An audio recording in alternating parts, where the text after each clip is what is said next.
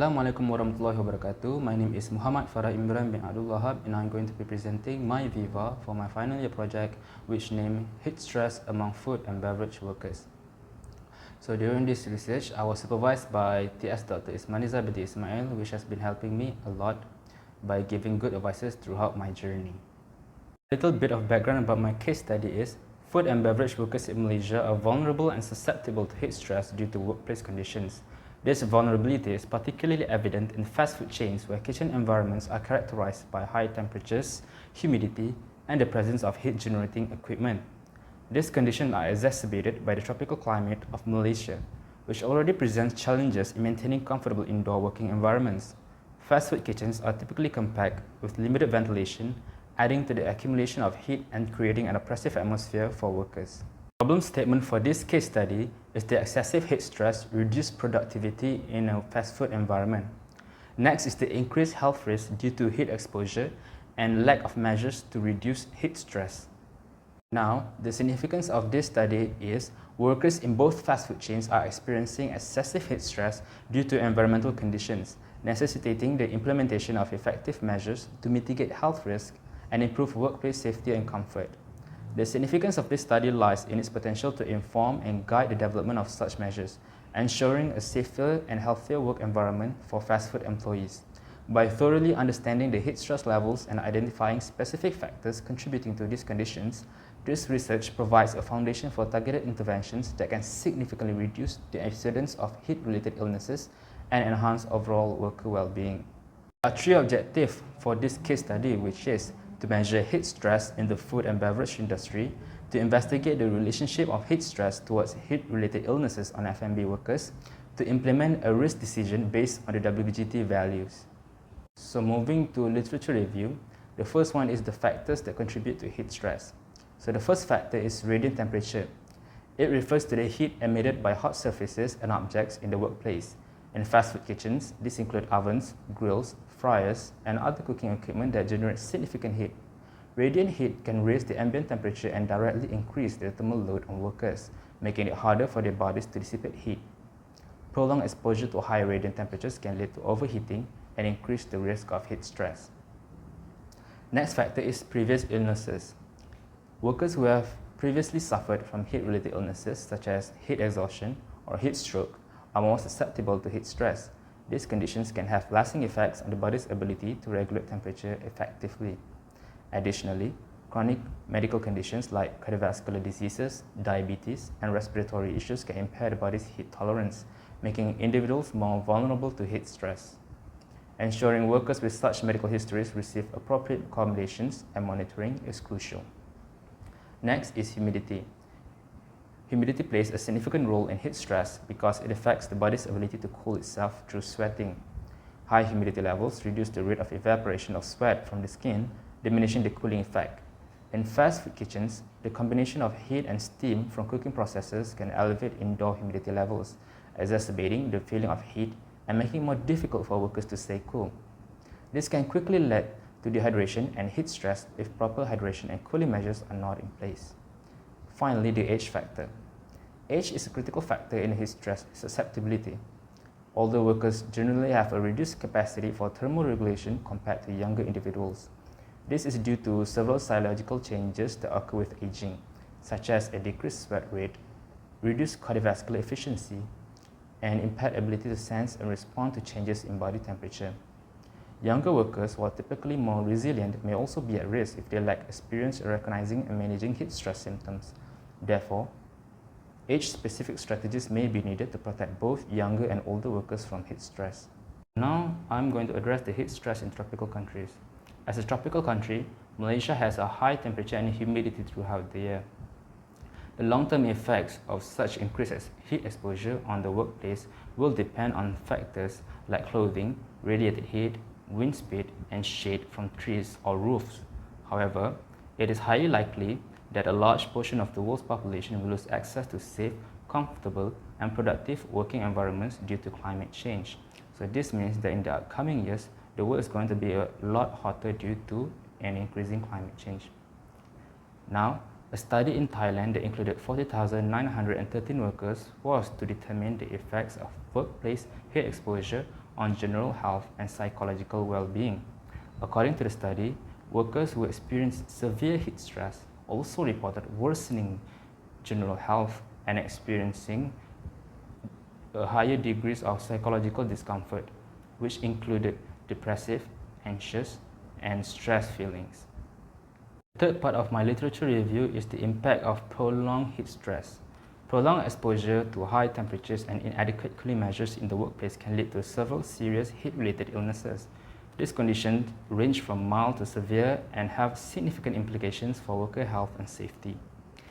The first of such impacts is heat exhaustion, which is a condition that occurs when your body overheats, often as a result of prolonged exposure to high temperatures and insufficient fluid intake. Heat exhaustion is characterized by heavy sweating, weakness, dizziness, nausea, headache, and muscle cramps. The skin may feel cool and moist, and the affected person might experience an elevated heart rate. Heat exhaustion occurs when the body loses excessive amounts of water and salt through sweating, impairing its ability to maintain a stable temperature. If not treated promptly, heat exhaustion can progress to heat stroke, a life-threatening condition. Next is heat syncope, which refers to a sudden fainting episode due to prolonged standing or sudden risings from a sitting or lying position in hot condition. Symptoms include lightheadedness, dizziness, and temporary loss of consciousness. And now, heat cramps, which are brought on by excessive perspiration, which also depletes the body of nutrients. They are linked to excessive sweating.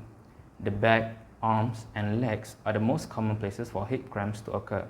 Heat cramps are painful muscle spasms, usually occurring in the abdomen, arms, or legs. Finally, the heat stroke, which is a severe heat-related illness that occurs when the body can no longer regulate its temperature, leading to a rapid increase in core body temperature. Symptoms include a high body temperature, hot and dry skin, confusion, seizures, and unconsciousness. It occurs when the body temperature regulation fails and the internal temperature rises rapidly. The final part of my literature review is the safety and precaution preventing heat stress in workplace.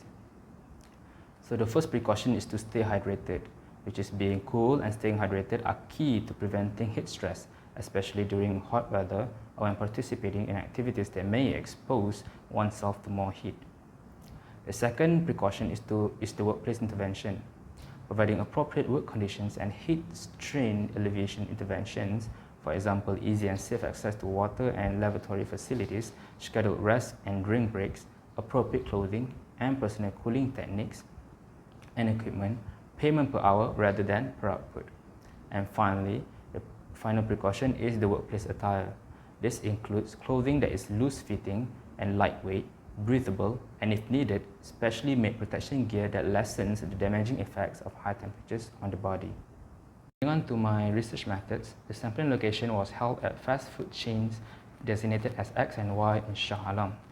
The measurement of heat stress was by using the WBGT meter provided by UITM, an indoor heat stress formula, which is 0.7 natural wet bulb temperature plus 0.3 globe temperature. An interview was conducted by using a questionnaire adopted by the GAN ETL, entailing several questions pertaining their work ethics and environment. And finally, a naturalistic observation of food and beverage workers in their workplace entails methodically observing and documenting the interactions, behaviors, and surroundings without intervening directly. This is my flowchart throughout all of my case study journey, which is the first I will find the objective, then I will research several literature reviews, then I will choose the best questionnaires for my interview questions, and then I will conduct measurements at both fast food chains. After the measurement ended, I will hold an interview session with the employees. Then I'll go back home to analyze the data. Then I will produce a discussion and results. And finally, I will deduce a conclusion based on those results I get. This is the result I obtained from my measurement at both fast food chains. The average WBGT for fast food chain X is 29.12 degrees Celsius, while fast food chain Y is 29.19 degrees Celsius. The relative humidity at both fast food chains was averaging at 14%, which is very low. Both fast food chains were considered as high risk because of the adjusted WBGT were bigger than the threshold limit value, or TLV, which is 28. Both fast food chains were susceptible to heat stress. This chart shows the result I obtained from interviewing the employees. The total employees interviewed were 10 people. 8 employees were feeling dizzy while working, while 3 employees were feeling muscle pain, and 2 employees were feeling weak and exhausted during work time. So these symptoms presented by these employees that I interviewed was that they are vulnerable to heat stroke and heat exhaustion because the symptoms provided were closely related to these two illnesses. To further my discussion, the higher WBGT levels can be substantially attributed to high ambient temperatures which significantly impact the overall thermal environment experienced by workers. The WBGT index incorporates various factors which including air temperature, humidity, radiant heat, and air movement to measure heat stress comprehensively. Among these factors, ambient temperature is a primary driver. When the surrounding air is hot, the air temperature component of the WBGT index increases directly, elevating the overall WBGT level. Next, a further significant component is heat radiating from hot surfaces. Radiant heat from surfaces like stovetops, grills, and ovens raises the ambient temperature for workers. This type of heat elevates the ambient temperature within the workspace, adding to the overall heat stress experienced by employees. Direct exposure to this radiant heat can increase the body's heat load, especially when combined with physical exertion and inadequate ventilation. This situation heightens the risk of heat-related illnesses such as heat exhaustion or heat stroke among workers who may already be facing high humidity and strenuous activity. But low relative humidity can also affect workers' vulnerability to heat stress, but in different ways. The pace at which perspiration leaves the skin can be accelerated by low humidity. Low humidity accelerates the evaporation of moisture from surfaces and from the body itself. This means that sweat evaporates quickly, which reduces the body's natural cooling mechanism. As a result, individuals may feel hotter and more uncomfortable in such conditions compared to when humidity levels are higher. Secondly, low humidity increases the risk of dehydration. With sweat evaporating rapidly in dry air, the body loses water and electrolytes more quickly. If individuals do not drink enough fluids to replenish what is lost through sweating, they can become dehydrated, and this can lead to symptoms such as thirst, weakness, dizziness, and in severe cases, heat exhaustion or heat stroke. To appropriately end this long case study is to produce a conclusion. The study conducted on both fast food chain X and fast food chain Y in Shah Alam reveals critical findings regarding the heat stress conditions faced by workers in these environments. The overall WBGT results shows that fast food chain X has a WBGT of 29.12 degrees Celsius and fast food chain Y has a WBGT of 29.19 degrees Celsius. Both values significantly exceed the threshold limit value or TLV of 28, indicating a high risk of heat-related illnesses for the employees. My recommendations to reduce the heat stress among food and beverage workers is: it is advised to improve kitchen ventilation systems to lessen the hazards connected with high WBGT values. This upgrade attempts to lower the surrounding temperature, giving workers a more comfortable place to work. It is recommended to create more regular and planned break schedules in addition to increased ventilation. These breaks give employees enough time to rehydrate and chill down, which is essential for avoiding heat-related illnesses. Next, another crucial step is to guarantee that chilled drinking water is easily accessible. When hydration stations are easily accessible, employees are more likely to stay hydrated during their shift. And finally, completing the entire strategy to addressing high WBGT risk involves educating workers about the symptoms of heat stress and the need of taking preventive actions. Employees can further protect their personnel from the harmful consequences of excessive heat exposure by promoting preventive behaviors and increasing awareness of the risks. Encouraging a safer and more comfortable workplace, this action prioritizes the well-being and output of their employees. These are the several references I used for my VIVA presentation. So that is all from me. Thank you for listening.